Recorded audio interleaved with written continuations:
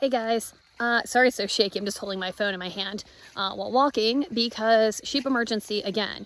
So sorry I haven't filmed in a while, but it's been really busy with all of the markets, and I'll recap you on all that as well later. But so we just had the hurricane blow through, and we got rain, but not a whole lot else. But the problem is that, okay, there's lots of problems. So Buttercup, my little ewe lamb, was looking better. So we made her a little house in the shed in her field so that she could have a place to go to get out of the storm. And she was looking fine. She's getting her food every day. She was happy as a little clam. Keeled over. So unfortunately, little Buttercup is no more. Trying to be super casual about it, but in reality, super sad. She was the sweetest lamb ever. So after I took her back to bury her yesterday, so today's, God, I don't even know, Wednesday, October, like 5th, 6th, something, I don't know. I came over to check on the other sheep and noticed that my little buddy here, see if I can get him in frame, my bub, has bottle jaw. Look how swollen his face is. So we are on a rescue mission. You can see my little tub of, hey buddy, I know, I love you.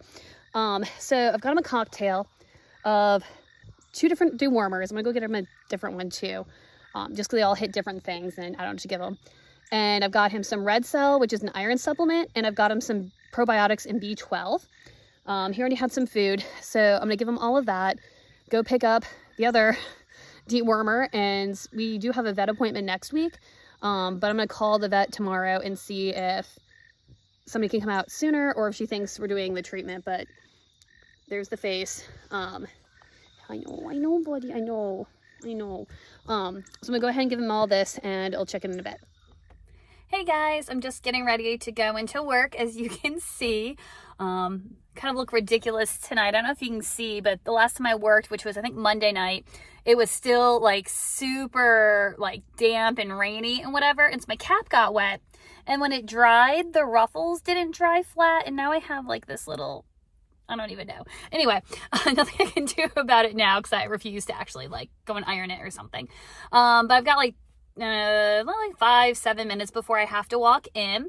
So I figured I'd give you an update on the sheep. So oh my gosh, it's been like a hot mess. But so last night I ended up going and taking my ram's temperature, and it was 104.5, which sheep run like 102 point something to 103. And so he definitely had a fever. So I ended up going to the store. So I had to drive like 45 minutes to go and get another kind of dewormer. So I used 3 different dewormers on him. And then I also got him some antibiotics, and I gave him some antibiotics. And then that was pretty much it. And that was in addition to the probiotics and B12 oral paste that I gave him and his iron supplement. So I was worried about him all night. And then as soon as I got a chance at school today, when I had a free period, I ran over to go check on him and was just absolutely terrified that I was going to find him, laying down the field, not able to get up, or, that he'd be much worse. It was really worrying me. So I got to the field, and I had his little cup of food, and I had a syringe to give him some more iron. And I walk into the field, and I can see patches, but no ram. I know it. I know it's going to happen. So I walk in, and there's Veritas. He's up, he's grazing. He sees me, and he baws, and he runs at me, and I'm like, oh, thank God. Oh, thank God. So he looks like he's feeling a little bit better. I'm hoping the antibiotics are doing the trick, but I gave him his food. He ate all of his food. He was fighting over it, for it with patches. And then I gave him his iron, which he didn't want to take, but I gave it to him anyway. And so tonight after work, it'll be dark.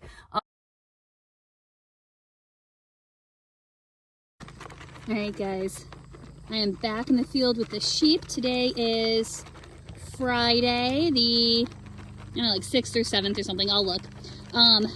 My camera cut off yesterday, so I'll pick up where I left off as soon as I figure out what part of the story you missed, but check it out. I don't know if you can tell because he's eating and super excited. Oh, there's Patches. Hi, Patches. But Veritas's face looks so much better. Come on, buddy, look at Veritas. Of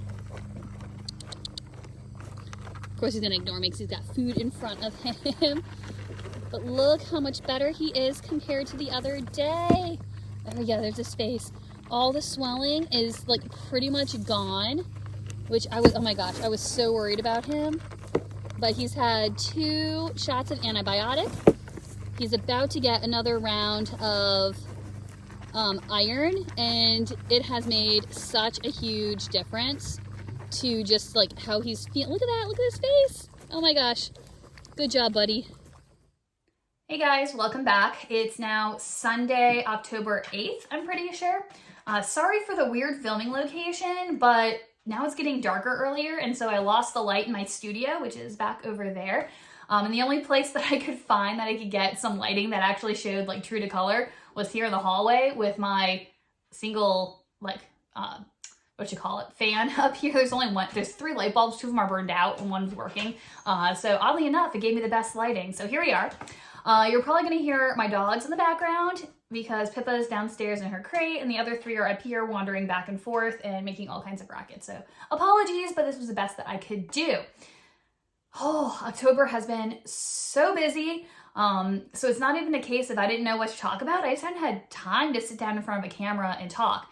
Plus, my phone has been acting up. This is one reason why I didn't get a lot of footage from something I'm going to tell you about in a minute. Because every time I would start filming, it would randomly cut off. And so I had all these videos where it was like half a video because it stopped filming and I was talking and didn't realize what was going on. So I'll see what I can do. And I bet you the tripod's going to move in a minute because Ivan is trying to get down the staircase. You can hear his tail on the wall probably. Anyway, so, oh my gosh. Okay, so end of September was all market prep.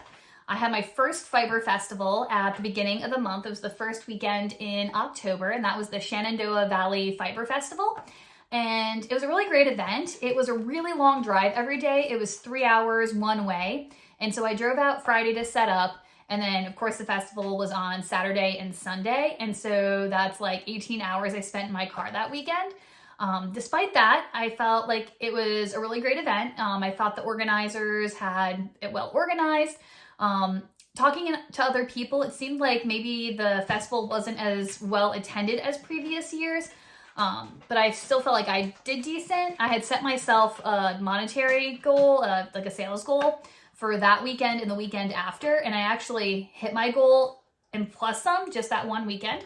So I don't really have any other Fiber Festival experiences to say, yeah, I did well or no, I didn't do well. But I was pleased with the way it went. It was really easy to set up. I got to use my grid walls, which was a nice experience in putting them up on uneven ground because we were in a barn that had kind of like a dirt and mulch floor. And as you got to the posts, they weren't solid walls on the side, but it was kind of like a fence and the roof line hung over it.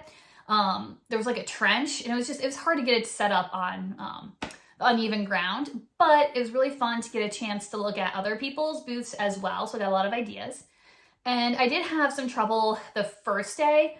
Sold a lot of my hand-dyed yarn, but didn't sell any of my hand-spun yarn except to the nice lady in the booth across from me.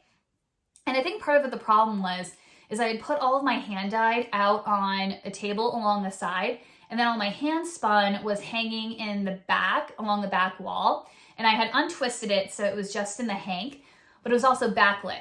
And so a lot of people, I brought my spinning wheel the first day. And so a lot of people came in, they talked to me about my spinning wheel. They looked at my hand-dyed yarns and picked them up and compared colors and bought stuff. But then for the hand spun, they kind of go back and like, oh, look, hand spun, and they walk away. Well, the nice lady across the booth or across the barn from me suggested that I take my hand spun and mix it in with my hand dyed. So then that way there wasn't like 2 distinct sections. So what I ended up doing the next morning was taking all of those, you can hear the dog in the background, they tore apart some paper towels they stole, and now they're in the process of eating all the scraps. Ivan. Oh, I knew this was going to be like a mess from a Philly location. It's fine. And so I took all of those hanks and I twisted them back up.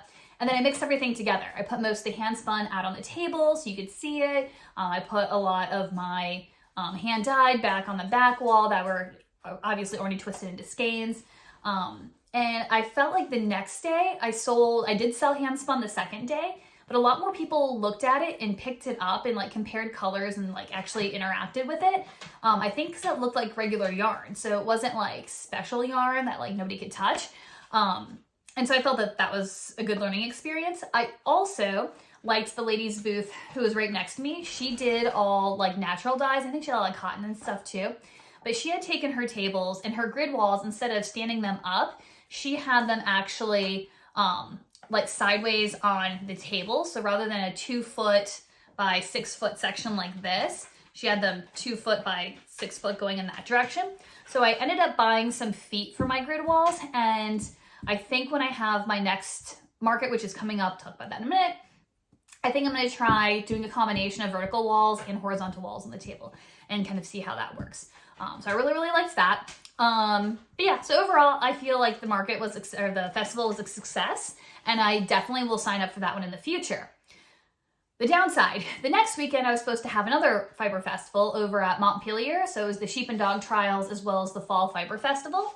But unfortunately, that was the weekend that Hurricane Ian decided to blow through. And so earlier in the week, Ivan, stop it, buddy. He's like sniffing my knitting bag.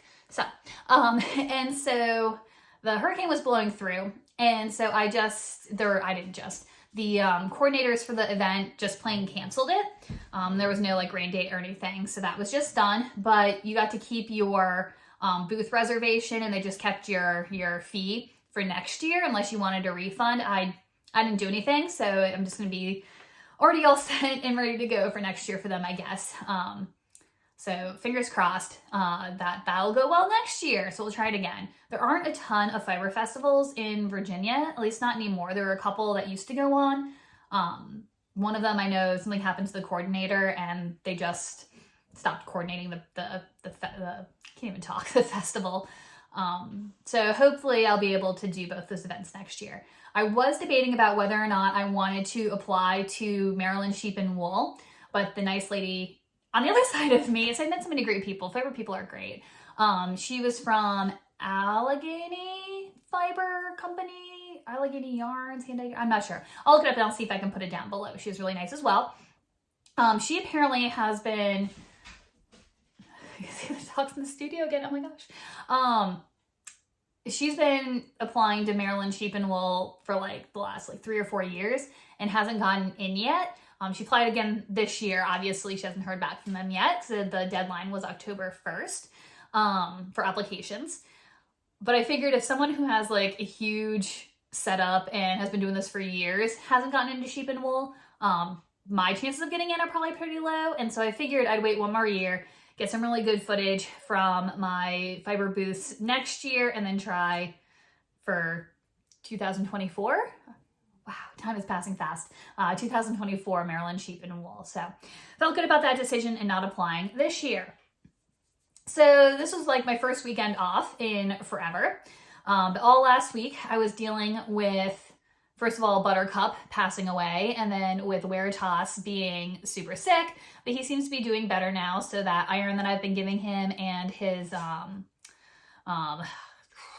antibiotic shots seem to be really doing the trick, and he's looking better, and he's got a vet appointment on Wednesday. So hopefully we will see what's wrong with him and if there's anything else we can do to make him feel better. And then I have to move him over to be with the field with the ladies, and hopefully he'll make me some lambs, but I don't know. We'll have to wait and see. Let's see what else is going on. Oh, went shopping. I'm really excited. So last weekend, I went up to Dances with Wool in Midlothian. I needed some knitting needles, and I was gonna make a sweater. I wanted to cast on for a sweater. And so I had gotten the little elastic thingies where you can put your like sleeves or the bottom hem of your sweater on it.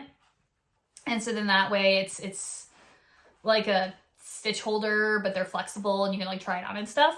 So I got some of those as well. But the thing that I've been really, really wanting to get, but every time I see when I pass them up, are one of those Coco Knits makers boards. And so this weekend, I just keep thinking about it. So I ended up going back and getting myself one. And I really am liking it so far. I haven't gotten a chance to actually play with it, but it came in like this snazzy Coco Knits bag. And you get with it the maker's portfolio, which is basically, I don't even know, I got the craft colored one. They also have a gray one. like, it feels like paper, but it also feels like fabric. So I don't know if it's like a canvas. I'd have to actually look that up. But it's got steel plates in both sides of the folder. And so it's all magnetic, and it comes with like these little magnets and whatnot. And I haven't played with it, but apparently you can get it to like stand up, and you can put your pattern on there and help kind of keep it safe. So that way you're not always folding it up and losing it. I also went ahead and got, let's see if I can get the package open. They have these magnetic needle gauges, which I'm always losing mine. I never have one when I want one. And there's a ruler. And so that way it's all magnetic and it actually sticks. Both Brutus and Ivan are helping me. You can't see them, but they're down here sniffing my maker's board. And so it looks like that. See, it's all magnetic. And then I also got the flight of stitch markers. I needed some, I won't say permanent. I didn't want any, the words, they're just not coming today. So normally for stitch markers, I use, I can't even get them out. There we go. These split ring ones from Coco Knits, and I really like these. But I needed some ones that were like a permanent one, not a removable one. And I really, really have always liked their triangular stitch markers. But when I went, they didn't have just a container of these from Dances with Wool. So I went ahead and got the whole flight of stitch markers. And so it comes with a whole variety of them. And the reason why I needed more stitch markers was because I'm starting a new project. And I've probably just made a horrible mistake, but I'm gonna go for it anyway. So, as you probably know, the Stephen West MCAL, the Mystery Knit Along, Ivan, he's being crappy at Brutus. Anyway, the Stephen West Mystery Knit Along started October 1st. No, it didn't. It started October 6th. And I've never really wanted to do one of these MCALs. I'm not a huge fan of Stephen West's projects and shawls. They're not really my style. There's a lot of like bold geometric color work. Like I'm more of like a soft kind of lace sort of person. Don't like a lot of color work. It seems like an unnecessary number of ends to weave in. And he always does things where like it goes this way and you have to turn pick up stitches and go the other way. And there's like open sections and it's just not really my style. Although to be fair, every single one of his designs is like an absolute work of art. So it's not that the designs aren't great. They're just not my cup of tea. But nice lady across from me at Fiber Festival had a display that had several Stephen West designs on it. And like everyone who walked by was like, oh my gosh, is that a insert Stephen West design here? And so they were really, really great showstoppers. And so I was kind of thinking about it and I was like, well, maybe I should do this Mystery Knit Along and use as a chance to make up a sample of one of my yarn bases. And that way, even if I never actually wear the thing because it's not my style, I'll have this really great, really impressive project. So I'm like, great, okay, I'm gonna do the knit along. Well, unfortunately, I decided that last week. So I go online and look at all the kits that people have put together for this make along. And most of them are sold out, especially the ones in the colors that I like. And a lot of them have a nylon content in it anyway because they're, the shawl is using fingering weight. So a lot of it's like sock yarn from people. And I'm like, you know, I can't order anything. It's too late. All the ones I want are gone. Sorry for the pause. Ivan was like taking a bath on the floor right behind me. It was like disgusting slurping sound. So anyway, so it's too late to go and order yarn and get it here on time. I could just go to the store, but I mean, I don't know.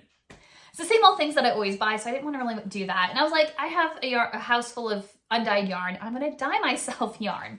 So I started with my first color. Let me see if I can find it. All right, so this is the first one that I dyed. I wanted to do kind of a deep saturated teal.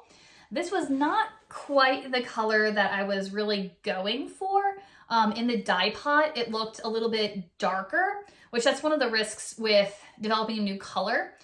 In the dye pot, it looks one way, but then once you actually hang it up and let it dry, it looks a little bit different. It lightens as it dries, but I really liked it. It's a little more of a turquoise than a teal, and it's more of a medium color, but it was very, I don't know, kind of like tropical water kind of deal. I really liked it. So I might try later doing another version of this where it's a little bit more saturated, a little bit darker. But I decided to leave this one as is and use this as kind of like my base for my 3 skeins, or my 3 different colors that I needed for the MCAL. So then I had all the chaos with the sheep. So I was kind of thinking about what other color I wanted to do, but hadn't decided yet. And so ran behind. And as I was looking for other colors, I had done so I was going for like a rose gold. And when I did this rose gold, I used just a worsted superwash wool that I had because I didn't want to waste any of my base. Oh, the base. Oh my goodness. Okay. So because my BFL sock yarn got dropped by my supplier actually stopped supplying yarn. At least the ones that I bought from that particular supplier. They kind of took a hiatus from doing undyed yarns. And so I had to find some new bases. And so I ordered some merino and silk. And I also ordered a merino and linen. So this is a 90% merino and a 10% linen. And thinking back on it now, I knew that Stephen West knits were like more structural and not quite like as drapey and whatever. And so I probably would have been better off making this sample in the merino and silk. But I was just so excited about having a sample with my merino linen that I went for it. So it's going to be probably a little bit drapier than what it really needs to be. So anyways, so this was the first color that I did.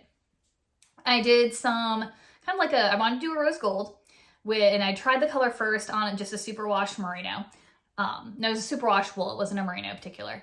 And it turned out like it had a little too much gold and not enough rose in it. So then I over-dyed it to try to make it like a dark kind of burgundy or plum or maroon or whatever color. And it turned out okay, but it had a little bit too much yellow in it. And it just didn't really go with this. It just wasn't really what I was looking for. So I'm like, back to the drawing board. So then I realized that I had a color that I already dyed up that I think would go with this. So let me turn around and grab that one. So I've been doing this one in my slub yarn. And it reminds me personally of kind of like a sunset, because there's like the pinks and the orange and there's some burgundy in there, some yellows and golds, but it wasn't super popular this summer like I thought it was going to be, because I really like this color. It's one of my favorites. But this fall, it's been going really well, and I've actually had a hard time keeping it in stock. Everybody's like, oh, like great fall colors. I'm like, okay, yeah, fall colors is exactly what I was going for. Not a summer sunset, it's fine. But I'm glad people like it, because this is one of my favorite colors.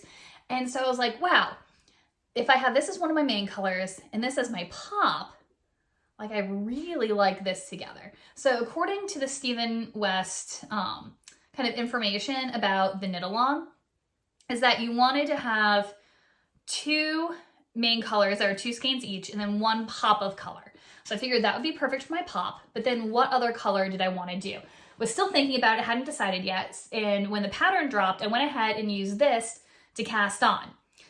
Well, then I discovered that there are these like how-to videos that Stephen does that kind of walk you through every step of the pattern. So I'm like, okay, I'm gonna go ahead and watch the video.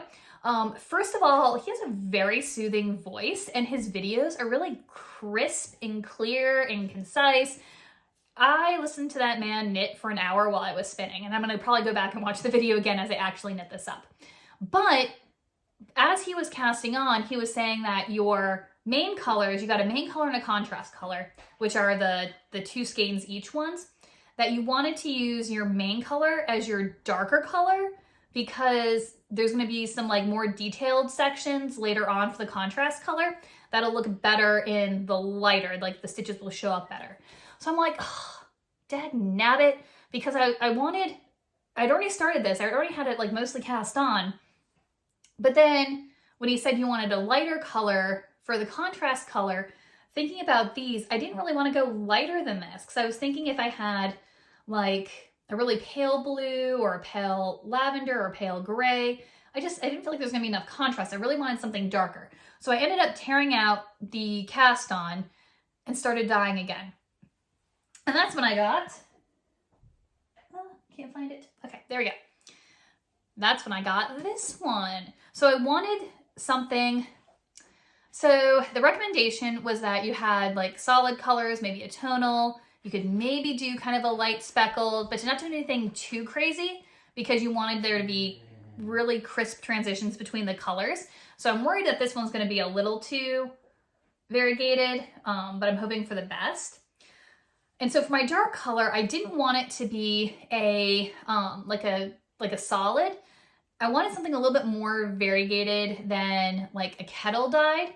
And so I did something that I've done before with this one to try to get those lighter sections, and it kind of sort of worked. I liked the color that it came out. It's like this really dark teal. That was more the color that I was going for with the other one. But the problem was that when I dyed it the first time, when I looked at it, I saw these like dark areas. I'm like, wow, that looks really great. And then when I took it outside to hang it up to dry, the lighter colors in here were too light and there was too much of it. And I was like, it's not gonna have enough contrast with that one. I was worried that it was gonna be too close together with like these lighter spots. And so I ended up taking it back in and like over dyeing it. And it took like 3 over dyes or 2 over dyes. So 3 dye sessions total to get it to where it is now. And so I think if I do this color again, like for sale, which I really like the color, so I probably will, I'm probably gonna change my dye technique just a little bit, just so I can get this effect in 1 dye session rather than 3. But so I ended up with this as my color, I see it all, my color combination with my main color, my contrast color, and my pop of color. And I like that pop next to both of those. So I think that'll be a really great option. And caked up, I know what I'm talking about, I promise. They look like, sorry, I don't have all my stuff set out well. I'm, again, in a hallway. Could not even put my bench sideways. There wasn't enough room. All right, so caked up. I don't have enough hands.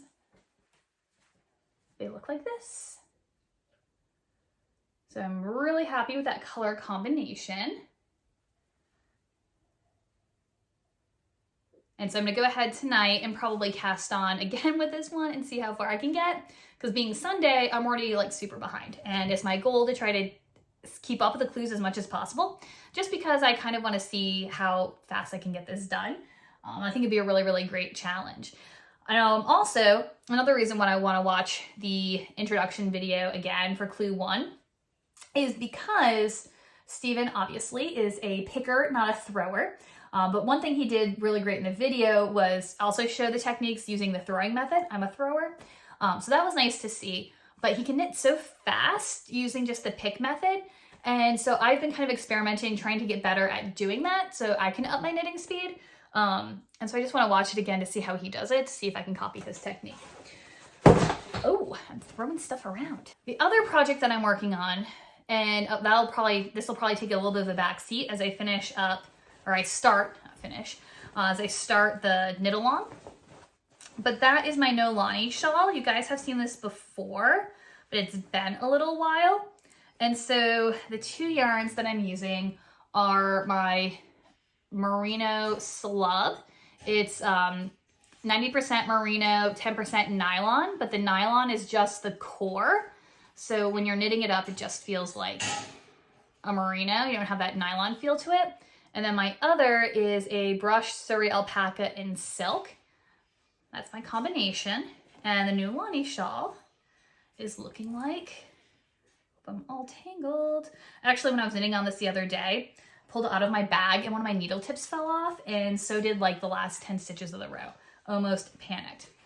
So that's what that looks like so far. Obviously the neck edge is up here with the raglan shaping. Wish I could back up a little bit more, but I'm loving the way that's coming out. So it looks like this. And I did the calculations because I knew I was over halfway finished, but I wasn't sure like how many rows there were. I apparently only have 25 rows left, but considering that it's getting bigger and bigger and bigger, if I continue this rate of knitting, it's gonna take me still like another 6.5 to 7.5 hours to finish. So I'll have to sneak knitting in on this when I get the opportunity to, because I really, really want to get this finished ASAP, because then I want to have another sample of my slub and my Surrey alpaca. But it's just so light and airy. I think this would be a really great kind of transitional piece, because it's not too heavy, especially I think once I get it blocked out, I think these lace sections will really open up. So anyways, that's the other project that I'm working on as well. Whew, I think that's it. Yeah, so I'm not sure. I keep getting a weird noise in here. Sorry, I don't know if something's echoing or if like my fire alarms are about to go off again. I think the batteries are going dead. It's been a really rough week, guys. I'm not gonna lie to you. So anyway, so I'm not sure if I'll end the video here and then maybe give you an update as I go along with my Stephen West shawl, or I don't know. But yeah, so thanks for sticking with me, and I'll check in next time. Bye, guys.